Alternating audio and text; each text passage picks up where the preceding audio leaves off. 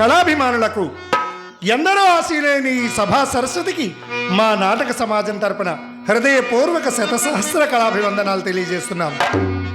రాజుపాలెంలో గోదా సమేత శ్రీ వెంకటేశ్వర స్వామి వారి ఆలయ ప్రాంగణంలో పొట్టూరు వెంకట సుబ్బారావు గారి సారథ్యంలో సంక్రాంతిని పురస్కరించుకొని మీ అందరి వినోదార్థం ఇక్కడ ఏర్పాటు చేసినటువంటి హాస్యపద సందేశాత్మక వ్యభిచార నిర్మూలన సాంఘిక పద్య నాటకం చింతామణి.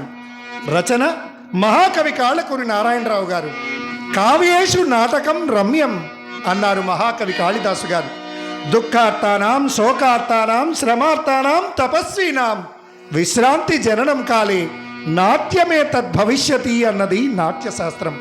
అంటే దుఃఖంలో ఉన్నవారికి, శోకంలో ఉన్నవారికి, వివిధ పనుల్లో నిమగ్నమై ఉన్నవారికి మానసిక ప్రశాంతతను, శారీరక ఉల్లాసాన్ని కలుగజేసే ప్రక్రియ నాటకం. నాటకం వినోదం, విజ్ఞానంతో పాటు సమాజాన్ని హెచ్చరిస్తూ ఏదైనా సందేశం ఉండాలి.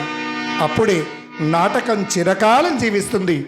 In other words, drama is an education, entertainment, and it is to be played to eradicate an evil from the society. Then only the drama will survive everlastingly. మహాకవి కాళ్ళకూరి నారాయణరావు గారు వేశ్యావృత్తిని తీవ్రంగా తీసుకొని ఈ నాటకాన్ని వ్రాశారు.